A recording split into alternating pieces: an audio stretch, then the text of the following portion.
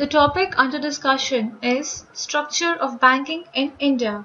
So let us begin with the structure of banking, how Indian banks are structured in India. So Indian banks can be divided into three broad groups, that is the central bank or RBI, the scheduled banks and the non-scheduled banks.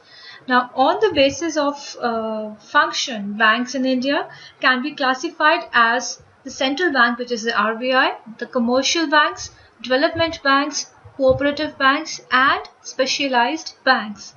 Beginning with the scheduled banks. Now, any bank which is listed in the second schedule of the RBI Act 1934 is known as a scheduled bank.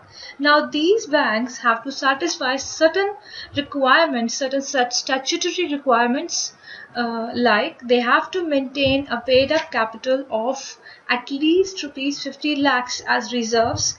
Then they have to satisfy the capital adequacy requirements and other prudential norms of RBI.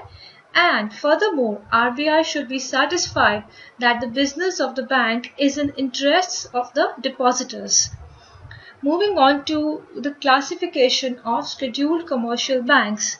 Now, all banks in India are scheduled apart from four local area banks. That is the Coastal Local Area Bank Limited, Vijayawada, Andhra Pradesh, Capital Local Area Bank Limited, Phagwara, Punjab, Krishna Bhima Samruddhi Local Area Bank Limited, Mehboob Nagar, Andhra Pradesh, Subhadra Local Area Bank Limited, Kolhapur, Maharashtra. Now, apart from these four banks, all are scheduled banks, and then there are non-scheduled urban cooperative banks. So let's move on to the classification of scheduled banks. Now, they are classified into scheduled commercial banks and scheduled cooperative banks. The basic difference lies in their holding patterns.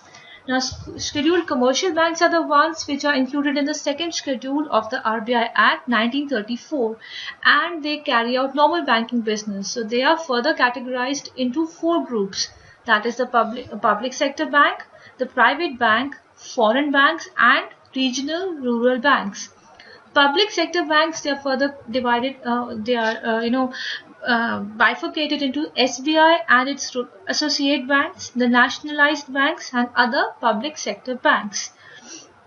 Likewise, we have scheduled cooperative banks, which are divided into rural and urban, rural cooperatives and urban cooperatives. Rural are further categorized into primary credit societies, and urban cooperative scheduled banks are divided into district cooperative banks, urban cooperative banks, and state cooperative banks.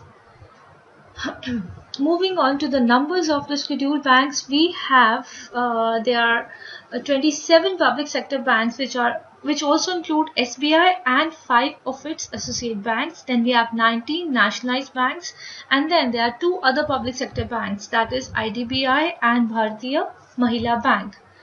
State Bank of India. Now, State Bank of India, which is the largest and the most trusted financial services company of India in terms of assets.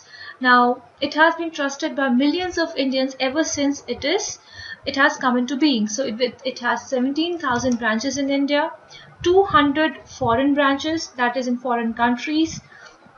And then it has 5 associate banks under the name of State Bank of Bikaner and Jaipur, State Bank of Hyderabad, State Bank of Mysore, State Bank of Patiala, and State Bank of Travancore.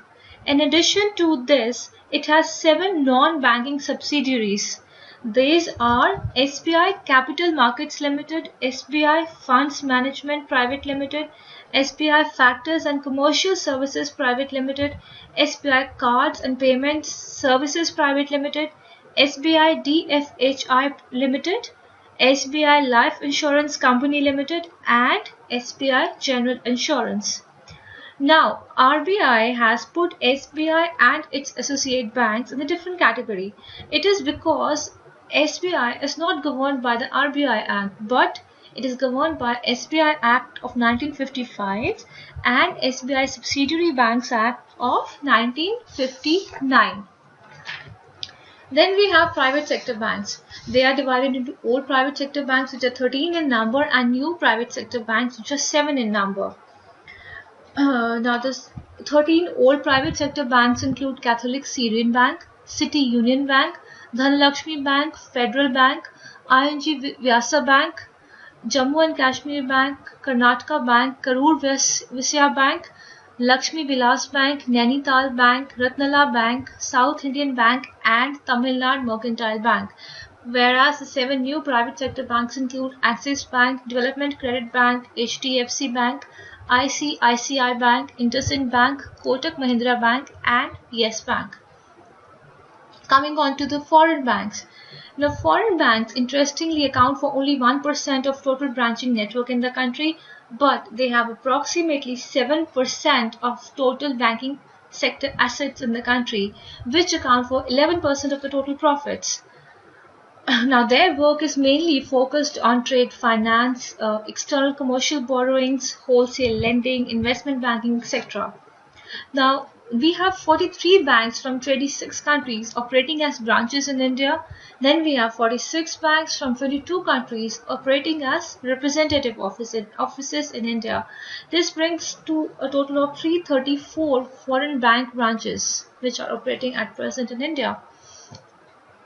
So now these foreign banks, they are subject to a different category of policy guidelines by RBI. So now these policy guidelines, before we discuss them, let's see that they are based on two basic principles, that is reciprocity and single mode of presence. Now, reciprocity basically means that these foreign banks are given parallel treatment to national banks only if Indian banks are allowed to open branches in their home countries without any restrictions. Likewise, single mode of presence means RBI either allows branch mode or wholly owned subsidiary mode. That is, two of them cannot exist together. Now, those policy guidelines which they have to adhere to is that they have to maintain capital adequacy requirements as per the Basel standards. Then they have to maintain a minimum capital requirement of rupees 5 billion. Then they also have to maintain a minimum capital adequacy ratio at 10%. And finally, they have to respect priority sector targets up to an extent of 40%. Now, coming on to regional rural banks. Regional rural banks, they actually differ from other commercial banks in the following terms. First is and foremost is the ownership. That is, their ownership is divided by among three different entities. That is, central government has an ownership of 50%, state government has an ownership of 15%, and sponsor banks, the sponsor bank has an ownership of 35%. Then is the regulation, which is in this case the RRBs are regulated by NABARD, and they are also governed not by the RBI Act but RRB Act of 1976. Now these are actually established to bring banking banking very close to the masses or the rural population. Furthermore, they don't have to maintain any SLR and CRR. Moving on to cooperative banks. Now, what are cooperative banks? They are the banks in which customers are the owners, and they are registered under Cooperative Societies Act. They have reached about 67% of rural penetration. Now, these cooperative banks thus are considered to be democratic structures which are generally involved in community development, and they have been very much instrumental in bringing banking to the doorstep of every Indian household. Now, they are of two broad types. We have urban cooperative banks, and then we have rural cooperative banks. Urban cooperative banks are further divided into scheduled and non-scheduled. Now, they are monitored by RBI and they are managed by Registrar of Cooperative Societies. Rural cooperatives are divided into short-term and long-term structures. So, they are basically three-tiered, that is state cooperative banks, district central cooperative banks, and primary agricultural credit societies. So with this, we complete the banking structure in India, and the next topic we'll discuss is the types of banking which is present in India. Thank you.